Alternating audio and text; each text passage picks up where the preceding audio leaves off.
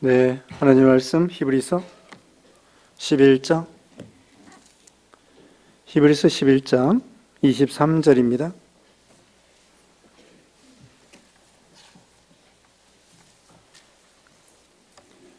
히브리서 11장 23절로 40절 말씀까지 교도하겠습니다. 히브리서 11장 23절 말씀. 믿음으로 모세가 났을 때에 그 부모가 아름다운 아이임을 보고 석 달 동안 숨겨 왕의 명령을 무서워 아니하였으며, 믿음으로 모세는 장성하여 바로의 공주의 아들이라 칭함받기를 거절하고 도리어 하나님 백성과 함께 고난받기를 잠시 죄악의 낙을 누리는 것보다 더 좋아하고, 그리스도를 위하여 받는 수모를 애굽의 모든 보호보다 더 큰 재물로 여겼으니 이는 상 주심을 바라봄이라. 믿음으로 애굽을 떠나 왕의 노함을 무서워하지 아니하고 고 보이지 아니하는 자를 보는 것 같이 하여 참았으며, 믿음으로 유월절과 피 뿌리는 예식을 정하였으니 이는 장자를 멸하는 자로 그들을 건드리지 않게 하려 한 것이며, 믿음으로 그들은 홍해를 육지같이 건넜으나 애굽 사람들은 이것을 시험하다가 빠져 죽었으며, 믿음으로 7일 동안 여리고를 도니 성이 무너졌으며, 믿음으로 기생 라합은 정탐꾼을 평안히 영접하였으므로 순종하지 아니한 자와 함께 멸망하지 아니하였도다. 내가 무슨 말을 더하리요? 기드온, 바락, 삼손, 입다, 다윗, 사무엘과 선지자들의 일을 말하려면 내게 시간이 부족하리로다. 그들은 믿음으로 나라들을 이기기도 하며 의를 행하기도 하며 약속을 받기도 하며 사자들의 입을 막기도 하며 불의의 세력을 멸하기도 하며 칼날을 피하기도 하며 연약한 가운데서 강하게 되기도 하며 전쟁에 용감하게 되며 이방 사람들의 진을 물리치기도 하며, 여자들은 자기 죽은 자들을 부활로 받아들이기도 하며 또 어떤 이들은 더 좋은 부활을 얻고자 하여 심한 고문을 받되 구차히 풀려나기를 원하지 아니하였으며, 또 어떤 이들은 조롱과 채찍질 뿐만 아니라 결박과 옥에 갇히는 시련도 받았으며, 돌로 치는 것과 톱으로 켜는 것과 시험과 칼로 죽임을 당하고 양과 염소의 가죽을 입고 유리하여 궁핍과 혼란과 학대를 받았으니, 이런 사람은 세상이 감당하지 못하느니라. 그들이 광야와 산과 동굴과 토굴에 유리하였느니라. 이 사람들은 다 믿음으로 말미암아 증거를 받았으나 약속된 것을 받지 못하였으니, 이는 하나님이 우리를 위하여 더 좋은 것을 예비하였은즉 우리가 아니면 그들로 온전함을 이루지 못하게 하려 하심이라. 아멘. 자, 오늘 본문은 히브리서 11장 23절로 40절까지입니다. 23절로 40절. 네, 제목은 믿음의 능력이고요. 첫째, 믿음의 사람 모세. 네, 모세의 신앙이 나옵니다. 23절로 29절. 두 번째, 믿음으로 여리고성을 정복함. 두 번째, 믿음으로 여리고성을 정복함. 30절로 31절입니다. 세 번째, 믿음의 능력. 네, 믿음으로 승리함. 믿음의 능력. 32절로 40절. 네. 예, 계속해서 이 히브리서 11장은요, 믿음으로 이렇게 앞서간 믿음의 선진들이 어떻게 믿음을 지켰는가. 그래서 그 이름들이 나오고요. 이름들 앞에는 믿음이라는 말씀 나와 있습니다. 이제 먼저 모세에 대한 신앙인데요. 23절에 믿음으로 모세가 났을 때에 그 부모가 아름다운 아임을 보고 석 달 동안 숨겨 왕의 명령을 무서워하지 아니하였으며. 네, 모세가 났을 때에 모세의 부모의 신앙입니다. 모세가 났을 때 모세가 아름다운 아임을 이렇게 부모가 발견하게 되었습니다. 그런데 보통은 다 부모가 자녀를 볼 때 아름답게 보이겠죠. 그런데 이 모세의 부모가 이 모세를 아름답다고 한 것은 특별히 이 모세는 갓난아이 때부터 하나님의 특별한 은혜가 있었습니다. 왜냐하면 하나님께서 이 모세를 앞으로 이스라엘 구원을 위해서 사용하려고 미리 은혜를 주시는 거죠. 세례 요한도 뱃속에서부터 그 예수님을 잉태한 마리아가 찾아왔을 때 뱃속에서 뛰놀았다고 말했습니다. 그러니까 벌써 이 뱃속에서부터 하나님이 은혜를 주시어서 예수님의 선구자로서 세례 요한을 보내주기로 하신 거죠. 그와 같이 여기 모세도 앞으로 이스라엘을 구원하기 위해서 이 갓난아이 때부터 성령께서 이 아이에게 역사해 주시는 것을 알 수가 있습니다. 그렇기 때문에 이 모세의 부모가 생각할 때에는 이 아이는 내 아들이지만 보통 아이가 아니다. 하나님께서 무엇인지 모르지만 이 아이를 위해서, 이 아이를 통하여 무엇인가 큰 일을 하시지 않겠는가. 그래서 그 아이를 석 달 동안 숨겼습니다. 그 당시에 아들을 낳으면은 나일 강물에 떠내려 보내야 돼요. 참 험악한 세월입니다. 그런데 그 임금의 명령을 무서워하지 아니하고 생명 내놓고 그 아이를 석 달 동안 키운 거예요. 그러다가 이제 석 달이 지나니까 아이 울음소리가 점점 커집니다. 그리고 이제 들키면은 큰일 나는 거예요. 그래서 할 수 없이 하나님의 주권에 맡기고 아이를 갈상자에 엮어서 그 갈상자 안팎으로 역청을 칠해가지고는 그 아이를 그 안에 넣고 그 다음에 나일강물에 띄워놨습니다. 근데 마침 공주가 와서 그 아이를 물에서 건져서 양아들로 삼았죠.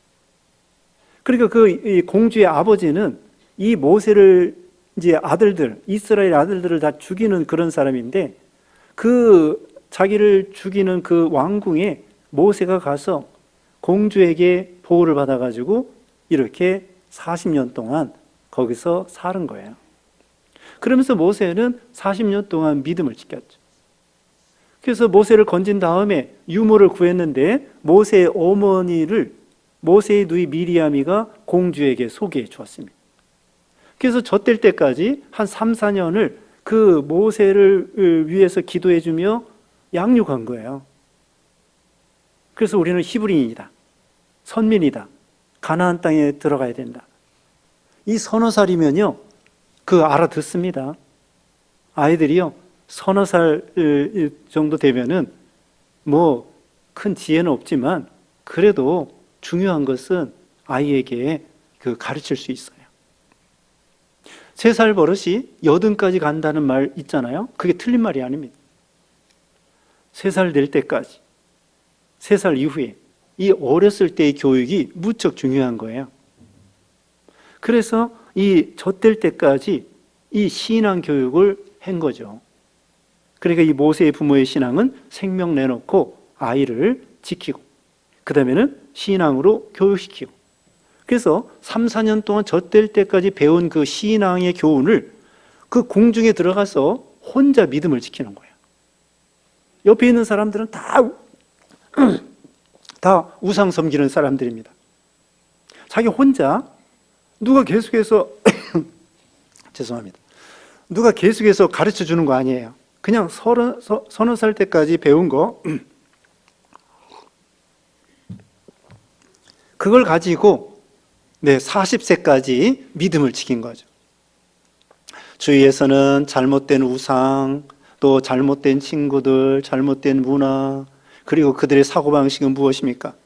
전부 세상주의, 우상주의, 세속주의, 또 방탕주의, 그런 세상에서 이 아이가 모세가 믿음을 지킨 거예요. 우리도 우리 자녀들을 위해서, 예수님께서 그랬습니다. 나를 위해서 울지 말고 너와 네 자녀들을 위해서 울라. 그만큼 자녀들을 위해서 계속 기도해 주라는 거예요. 축복해 주라는 거예요. 여기 앞에서 아브라함이 이삭이 야곱이 12아들을 축복해 주었다고 그랬죠. 그것처럼 우리 자녀들에게 매일매일 이 자녀들의 이름을 불러가면서 기도해 주는 거예요. 자, 손자가 몇 명이에요? 네? 우리 김문자 권사님, 손자가 몇 명이에요? 2명밖에 안 돼? 우리 구자순 권사님은 외손자, 친손자 다 합해서 한참 세야 돼요? 네? 전부 몇 명이에요? 7. 네. 9이에요? 네. 네, 한참 세야 돼. 하도 많아서 한참 세야 돼요. 9명. 네, 좋습니다. 또 증손자도 보셨잖아요, 이제 증손자. 네. 그와 같이 그래도 몇 명 안 되는 거예요. 네. 아침, 저녁으로 아침 저녁으로 기도 시간마다 아이들 이름 불러가면서 10명도 안 돼요. 계속 기도해 주는 거예요. 시간 많이 들이지 않습니다. 그래도 그 기도해 주면 하나님이 은혜를 주시는 거예요. 그래서 이 모세를 키움으로 그 이스라엘 백성들을 구원할 수 있는 그런 종이 되고, 또 자기가 신앙을 지키고요. 그래서 멀리 떨어져 있는 군대가 있는 자녀들을 위해서 우리가 따라다니면서 그 아이들을 관리할 수 없습니다. 또 학교 보내고, 또 그 다음에는 유학 보내고, 또 어학연수 보내고, 또 출가시키고, 이거 다 기도 제목이에요. 계속 기도해 줘야 돼요. 그래서 모세가 장성한 다음에도 신앙을 지켰다는 거죠. 자, 이제 24절, 25절 읽어주세요. 24절 믿음으로 모세는 장성하여 바로의 공주의 아들이라 칭함받기를 거절하고 도리어 하나님의 백성들과 함께 고난받기를 잠시 죄악의 낙을 누리는 것보다 더 좋아하고. 네, 믿음으로 모세는 선택을 잘했습니다. 세상적인 관점에서는 바보죠. 근데 믿음의 관점에서는 모세는 지혜로운 사람입니다. 바로의 공주 아들이라고 하는 부귀영화, 또 자기가 왕도 될 수 있습니다. 왕의 그 순위가 있지만은 그래도 잘하면은 왕도 될 수 있어요. 그러나 왕이 되지 않아도 총리나 또 모세가 성경을 기록한 거 보면은요, 지혜가 대단합니다. 그래서 공부도 1등이에요. 박사예요. 또 신체도 건강해요. 한번 치니까 사람이 죽습니다. 그만큼 이 주먹도 세고, 또 40일 금식기도 했는데 그 십계명 두 돌판을 손에 들고 산에서 내려오는 거예요. 하나님이 건강도 주셨습니다. 지혜도 주셨습니다. 그리고 이 부귀영화를 다 주셨습니다. 그런데 부귀영화 다 거절한 거예요. 왜? 여기 25절에 있는 것처럼 하나님 백성과 함께 고난받기를 잠시 죄악의 낙을 누리는 것보다 더 좋아하고, 애굽의 그 바로의 공주의 부귀영화는 잠시 죄악의 낙, 80년을 그 부귀영화를 누렸다고 해도 다 지나가는 거예요. 죽는 거예요. 세상 떠나는 거예요. 그건 잠시 죄악의 낙입니다. 세상 낙은 죄악의 낙이고, 그런데 주님을 따라가는 길은 오히려 고난의 길이에요. 참 이게 좁은 길입니다. 그러니까 사람들이 이 좁은 길을 안 가는 거예요. 넓은 길로 가다가 낭떠러지에 떨어져서 죽는 거죠. 세상 사람들은 넓은 길 갑니다. 친구들하고 뭐 아무거나 먹고 아무거나 아무 데나 가고 방탕하고, 그 죄악의 낙입니다. 그러다가는 영원한 지옥과 멸망이죠. 그러나 예수 믿는 길은 고난의 길이지만 이것은 좁은 길이고 생명길, 영생의 길이라는 것을 가르쳐 주는 거죠. 그 다음에 26절, 그리스도를 위하여 받는 수모를 애굽의 모든 보화보다 더 큰 재물로 여겼으니 이는 상 주심을 바라봄이라. 그리스도를 위하여 받는 수모, 능력을 받았습니다. 그러니까 오실 메시아를 믿은 거예요. 오실 그리스도를 믿은 거예요. 그리고 내가 그리스도를 믿는 신자로서 내가 세상을 선택할 것이 아니라, 공주의 아들이라고 하는 부귀영화를 선택하는 것이 아니라, 이제는 믿음으로 이스라엘 백성들을 건져내야 되겠다, 이런 결심을 하게 된 거죠. 이거 왜 그래요? 상 주심을 바라봅니다. 여기 6절에도 그랬습니다. 6절 끝에 그랬죠. 여기 에녹의 신앙인데 6절 끝에 보면은 상 주시는 이심을 믿어야 할지니라. 우리 하나님은 상 주시는 하나님이셔요. 지난주에 138편에 보상해 주시는 하나님이라고 말씀했죠. 우리가 믿음 지키면 하나님 우리에게 보상을 해 주시는 거예요. 상급을 주시는 거예요. 요한계시록 4장에 보면은 그 장로들이, 천국에서 24장로들이 하나님 앞에 면류관을 벗어 던져 드리는 거예요. 그럼 하나님께서 이 24장로들에게 면류관을 씌워주는 거예요. 면류관은 오늘 말하는 것처럼 존귀와 영화로 관을 씌워주는 거예요. 면류관, 왕관입니다. 그 24장로들은 구원해 주신 것도 너무나 감사한데, 이렇게 주를 위해서 순교당했다고 해서 하나님이 면류관을 주시니까 너무 황송한 거예요. 구원해 주신 것도 감사한데 순교당했다고 칭찬해 주시면서 면류관 상급을 주시니 너무나 황송합니다. 그와 같이 우리가 믿음 지킬 때 하나님은 상을 주신다 그랬습니다. 27절 읽어주세요. 27절 믿음으로 애굽을 떠나 왕의 노함을 무서워하지 아니하고 곧 보이지 아니한 자를 보는 것 같이 하여 참았으며 네, 애굽을 떠나 왕의 노함을 무서워하지 아니하였습니다. 보이지 아니하는 하나님을 이렇게 보는 것 같이 하고 참았습니다. 임금은 참 가서 이 바로왕을 축복해 주는 것이 아니라 바로왕 앞에 가가지고 싸우자는 거예요. 이스라엘 백성들을 보내시오. 근데 바로왕 입장에서는 어떻습니까? 지금 200만 명이고 장정만 60만 명의 그 노동력, 일꾼, 그 노동력을요 하루아침에 잃어버리는 거예요. 60만 명이 일하는 그 일이 얼마나 그 노동력이 대단하겠습니까? 그걸 이용해서 애굽에서 지금 돈 벌고 있는데 그 사람들 하루아침에 60만 명이 다 나가는. 그러면 애굽은 쫄딱 망하는 거예요. 그런데 이 애굽 왕이 보낼 수가 없겠죠. 근데 모세가 아론과 함께 지팡이 하나 들고 와가지고 이스라엘 백성들 보내라는 거예요. 그 당시에 이 애굽 왕은 세계 1등 왕이에요. 군사도 많고 무기도 많고 병거도 많고. 그런데 이스라엘 백성들을 보내라? 안 보내죠. 싸우자는 거죠. 그런데 임금의 명령을 무서워하지 아니했습니다. 하나님을 더 두려워했습니다. 28절에 믿음으로 유월절과 피 뿌리는 예식을 정하였으니 이는 장차 멸하는 자로 그들을 건드리지 않게 하려 한 것이며. 유월절은 유월절 양은 예수님을 상징합니다. 그 피는 예수님의 피를 상징하는 거예요. 그걸 믿는 믿음으로 이 문에다 발랐죠. 그래서 천사들이 지나갈 때에 그 양의 피를 보면은 그냥 넘어가는 거예요. 그래서 유월이라고 하는 것은 넘어간다 그거예요.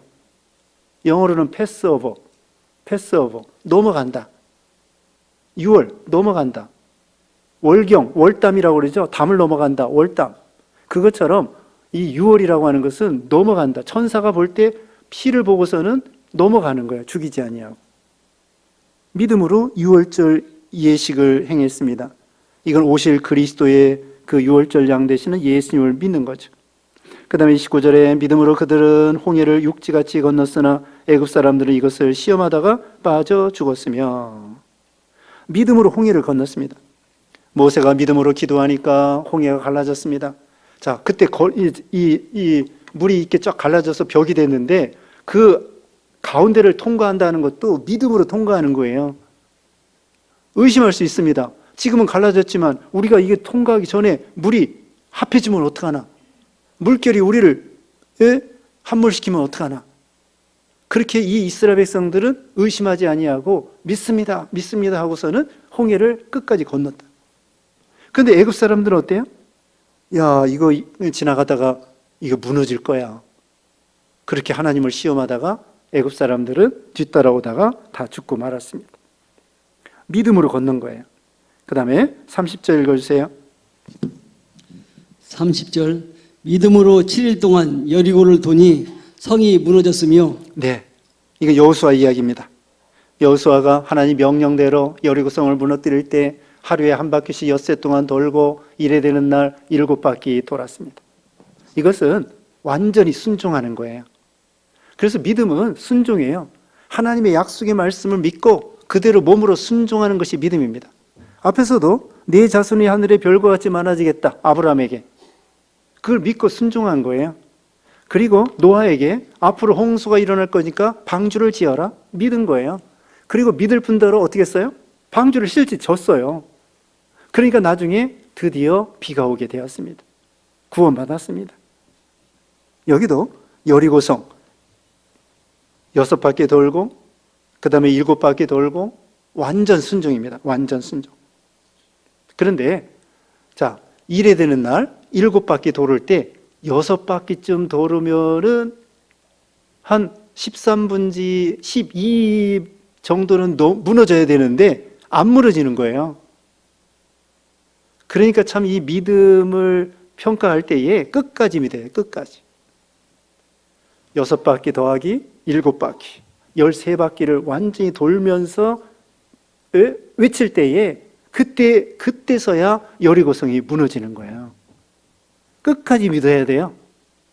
우리가 한번 예수 믿은 다음에는 끝까지 믿고 끝까지 순종해야 돼요. 쟁기를 잡고 뒤를 돌아다보지 말고 끝까지 순종. 그 나아만 군대 장관이 나병 고침받을 때에도 요단강 물에 가서 7번 잠가라. 5바퀴 잠그고 6번 잠그고 그래도 까딱없는 거예요. 7번 잠그니까 그때서야 이 나병이 고쳐지는 거예요. 그러니까 우리가 이 믿음이라는 건 뭐예요? 끝까지 순종하고 하나님이 요구하는 데까지 우리가 순종할 때 그때가 역사 일어나요. 그래서 여리고성이 무너졌습니다. 31절 믿음으로 기생 라합은 정탐꾼을 평안히 영접하였으므로 순종하지 아니한 자와 함께 멸망하지 아니하였도다. 기생 라합의 신앙입니다. 이 기생 라합 말이 기생이지요. 창녀와 같아요. 거기서 여리고에서 여관을 운영하면서 이렇게 창녀 노릇하고 술 팔고 밥 팔고 그런 사람이었습니다. 그런 비천한 사람이었는데 정탐꾼이 왔을 때에 그 정탐꾼이 믿는 하나님을 믿은 거예요. 그러면서 뭐라고 했냐면은 그 하나님이 홍해를 건너게 하시고 광야 40년을 통과케 하시고 요단강을 건너게 한 거 이 기생 라합이가 소문으로 듣고, 그러니까 이제 기생 라합이 거기 이제 여관을 운영하기 때문에 지나가는 나그네를 통하여 소문이 빠삭해요. 소문이 빠삭해. 옛날에 소문이 어디서 많이 나요? 우물가. 우물가에 가면은 여자들이 빨래하면서 이 말 저 말 하면서 소문이 쫙 퍼지는 거예요. 또 이발소. 옛날에 또 이발소 있잖아요. 이발소에 가서 이 말 저 말 소문이 퍼지는 거예요. 여기도 여관, 술집, 주모. 그래서 소문이 쫙 퍼졌는데 이스라엘이 이럴 때 홍해를 건넜다, 광야 40년을 통과했다, 요단강을 건넜다, 곧 쳐들어온다. 그 하나님은 어떤 하나님인가? 기생라비가 이렇게 말했습니다. 위로는 하늘에, 땅으로는 아래로는 땅에 상천하지의 하나님을 믿은 거예요. 누가 목사나 선교사가 와가지고 목사나 선지자가 와가지고 기생라합을 가르친 게 아니에요. 전도한 게 아니에요. 그냥 소문 듣고도 그 위대하신 하나님이 믿어지는 거예요. 그렇지. 그럼 그렇지. 그분이 진짜 하나님이지. 우리 여리고성에서 섬기는 우상은 그건 신이 아니야. 하나님이 아니야. 정말 이스라엘이 섬기는 여호와 하나님이 진짜가 분명해. 그게 믿어지는 거예요. 오늘날 있잖아요. 상식적으로도 이 천지 만물이 우연이 됐다는 건 이건 믿을 수가 없는 거예요. 생각을 해보세요.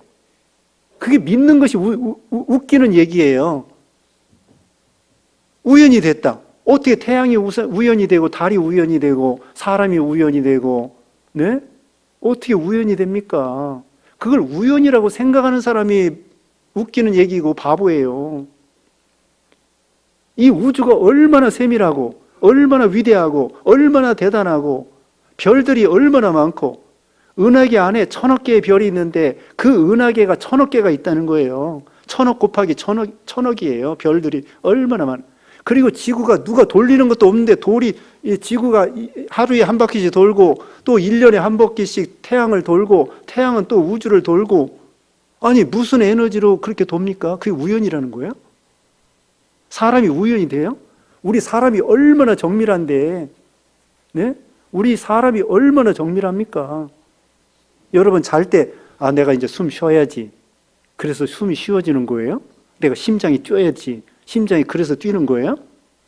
자율신경이 있어요. 자율신경. 자율신경은 지가 알아서 심장을 뛰게 하고 지가 알아서 숨쉬게 하고 지가 알아서 소화시키는 거예요. 얼마나 대단합니까?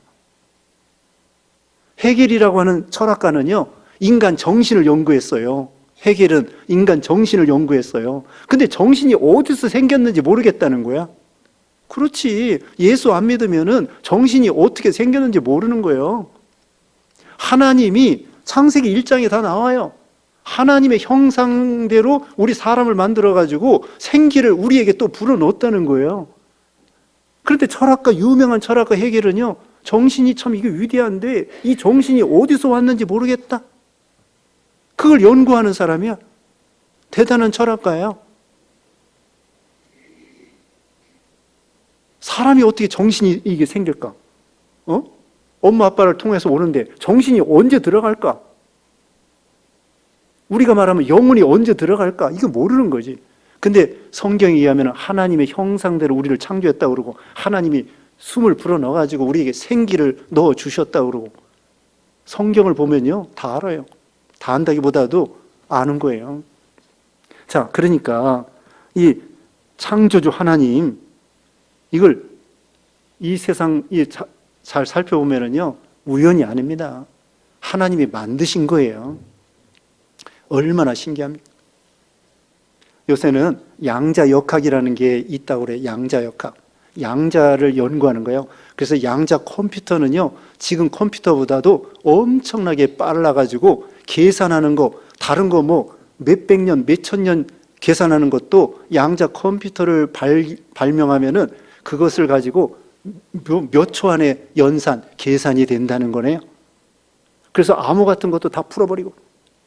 그래서 지금 IBM이나 이런 데에서 양자 컴퓨터를 만들고 있는데 그걸 잘 만들면은 대단하다는 거예요. 근데 양자 역학이라는 게 있어요. 우리 사람이 분자가 있고요. 분자가 계속 쪼개면은 원자가 있고요. 원자에는 전자가 있고 원자 안에 핵이 있어요. 핵 안에는 중성자가 있고 양성자가 있고 소립자가 있어요. 그런데 이 원자라는 것이 아주 특이하다는 거예요. 그래서 전에도 한번 얘기했지만은 양자 얽힘이 있고 양자 중첩이 있어요. 양자 중첩이라고 하는 것은 동전 앞면과 뒷면이 동시에 나타나는 것을 양자 중첩이라고 그래요. 양자 얽힘이라고 하는 것은 동전 여기가 있고 동전 여기에 뭐 달나라까지 간다고 거기 있다고 할지라도 이 동전이 탁 쳐가지고 앞면이 나오면 달나라에 있는 동전도 앞면이 나온다는 거예요.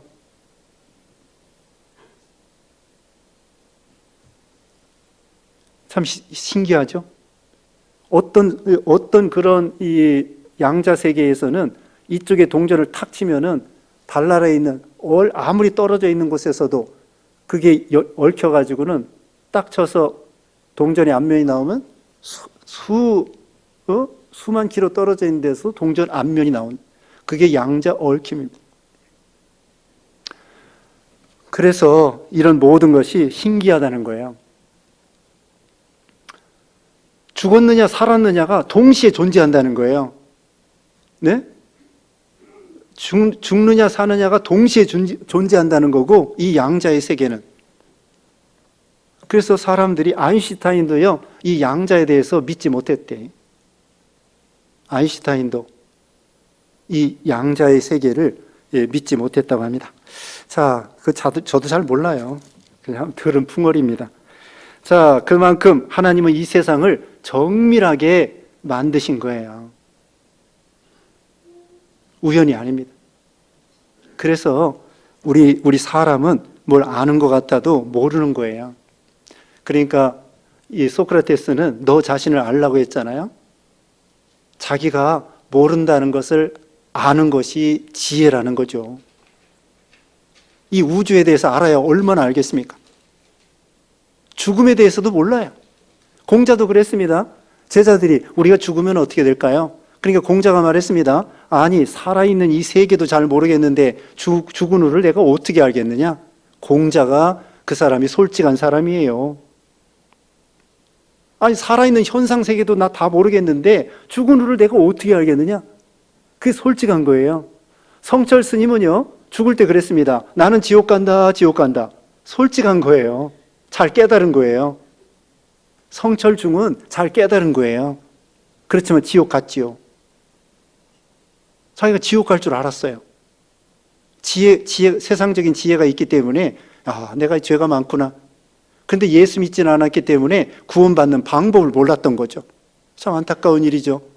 평생 죽노릇하면서 깨달았지만은 지옥 갈 줄은 알았어요. 그런데 천국 갈 줄은 모르는 거야. 참 안 됐죠. 그래서 이와 같이 하나님을 아는 것이 지혜의 근본이고, 자기가 모른다는 것을 아는 것이 참 지혜자라고 할 수 있습니다. 자, 기생 라합은요, 소문을 듣고도 우리 하나님이 창조주이시며 상천하지 하나님이시며 그걸 믿은 거예요. 그리고 정탐을 생명 내놓고 지켜준 거예요. 자, 죽느냐 사느냐예요. 정탐을 숨겨주지 않고 밝혀도 하나님께서 이 여리고성을 무너뜨려요. 그때 죽어요. 그때 죽어요. 그런데 정탐꾼을 숨겨주면은 왕에게 들키면은 죽어요. 근데 안 들키면 살아요. 어떤 걸 선택하겠습니까, 여러분은? 정탐꾼을 숨겨주지 않으면 정탐꾼은 죽고 자기도 여리고성이 망해가지고 죽어요. 100% 죽습니다. 그런데 정탐꾼을 숨겨주면 왕에게 들키면은 죽고 들키지 않으면은 자기가 살아요. 어떤 걸 선택해야 돼요? 숨겨줬다가 그게 살 수도 있으니까. 안 숨겨주면은 여리고성 망할 때, 하나님이 멸망시킬 때 죽는 거야. 100%. 그러니까 그게 지혜란 말이에요. 지혜. 이 믿음이라는 거예요. 내가 이 여리고성 무너질 때 내가 하나님을 믿지 않으면 죽는다. 그러니까 이 정탐꾼을 생명 내놓고 지켜줘야 되겠다. 그럼 하나님의 뜻이면 살려주겠지. 그렇게 믿음으로 선택하는, 믿으면 지혜가 있고 선택을 바로 하게 돼요. 파스칼이 그렇게 말했습니다. 자, 우리가 죽으면은 천국이 있는지 없는지 모르겠다. 모른다? 안 가봤으니까. 파스칼이 말했습니다. 죽으면은 천국이 있는지 없는지 모르겠다. 자, 만약에 예수님을 믿어서 천국이 없다. 뭐 그러면 할 수 없고, 예수님을 믿어서 천국이 있다. 그럼 얼마나 좋으냐? 어떤 걸 선택하겠느냐? 믿져야 본전이다. 에? 안 그래요? 자, 이제 천국이 있느냐 없느냐 이제 모르겠다고 가정을 하고 따져보자는 거예요. 그래, 믿지 않으면은 천국이 없으면 다행인데, 만약에 믿지 않고 죽었을 때 천국이 있으면 어떻게 했냐? 큰일 나는 거지. 그러면은 일단 믿어보자. 믿어보고 가서 천국이 없으면 그냥 믿져야 본전이고, 천국이 있으면 얼마나 좋으냐? 어떤 걸 선택하겠느냐? 믿져야 본전이니까 믿어보자. 그게 파스칼의 논리예요. 얼마나 지혜롭습니까? 안 믿다가 정말 천국이 있으면 끝장인데 일단 믿어보자. 일단 믿어보면은 천국이 없으면 할 수 없는 거고, 천국이 있으면 얼마나 좋으냐. 그러니까 예수님을 믿어야 된다. 이렇게 파스칼 철학가가 말했어요. 그게 지혜고 믿음입니다. 그 다음에 32절 읽어주세요. 32절 내가 무슨 말을 더하리요?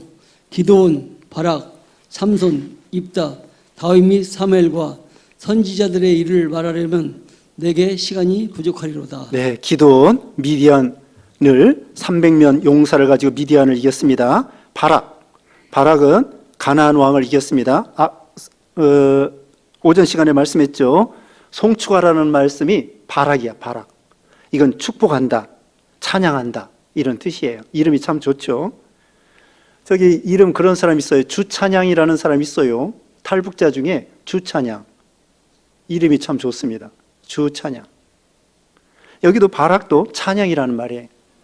송축이라는 말, 축복이라는 말입니다. 그 다음에 삼손 아시죠? 블레셋 이기고요.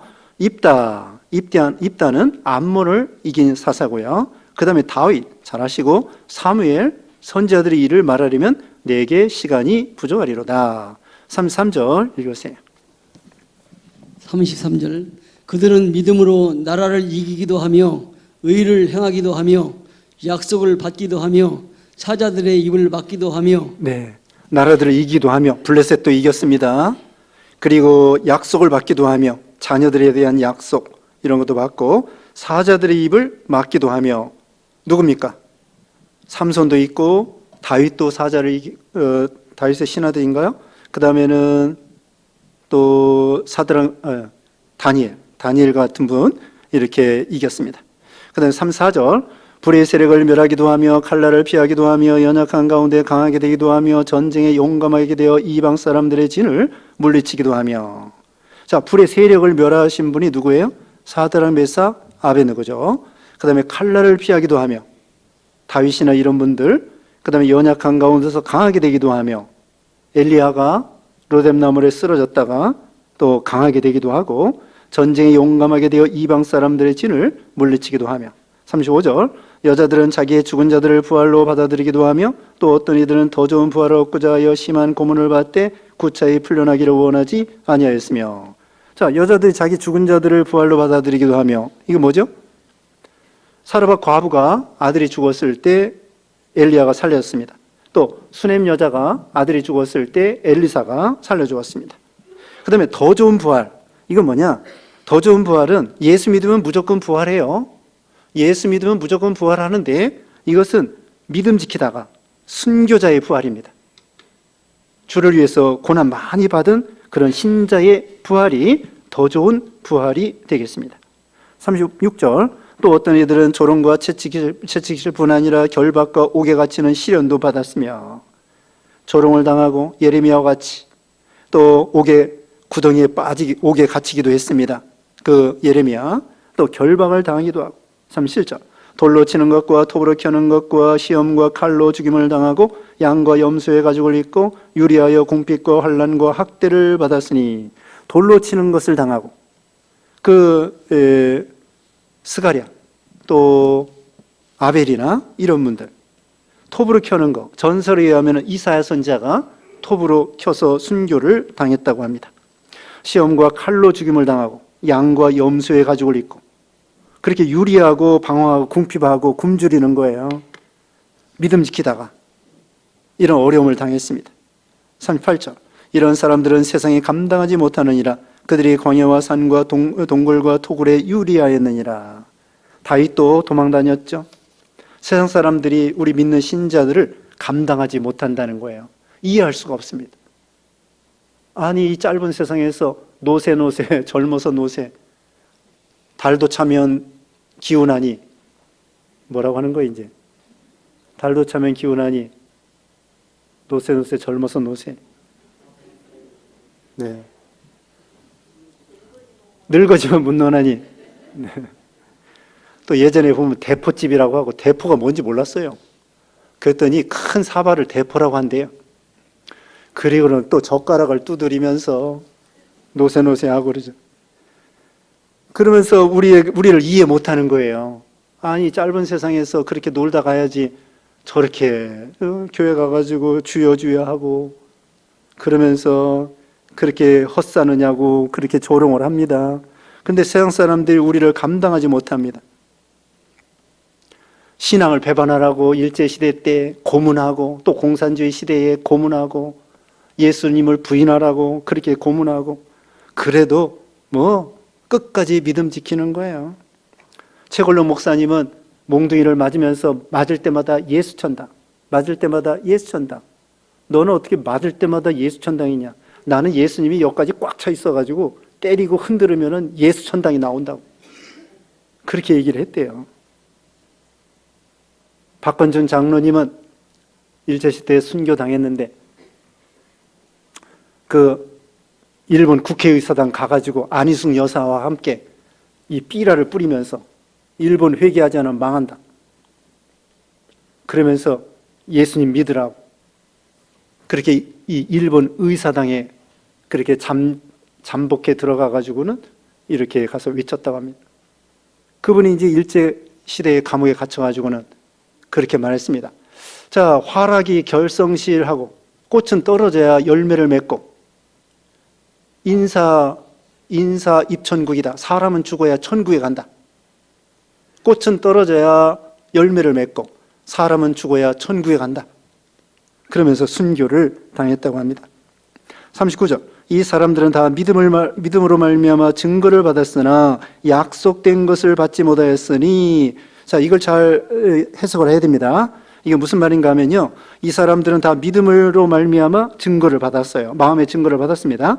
근데 약속된 것을 받지 못했습니다. 이것은 오실 그리스도를 만나보지 못했다는 거예요. 예수님이 오시기로 한 걸 믿었어요. 믿음으로 구원받았어요. 근데 구약 성도들은 오실 메시아를 바라보고만 있었지 예수님을 만나보지 못한 거예요. 그래도 구원받았어요. 그런데 신약시대 성도들은 예수님을 만나본 거예요. 이게 우리 신약시대 태어난 것이 얼마나 큰 축복입니까? 구약 성도들은 그림자로, 율법으로 희미하게 바라보면서 예수님을 믿었는데 우리는 예수님을 눈으로 보고 귀로 듣고 이렇게 믿는 거예요. 40절 읽어주세요. 40절 이는 하나님이 우리를 위하여 더 좋은 것을 예비하셨은즉 우리가 아니면 그들로 온전함을 이루지 못하게 하려 하심이라. 네, 우리는 뭐예요? 신약시대 성도들은 더 좋은 것을 예비했다는 거예요. 뭐냐?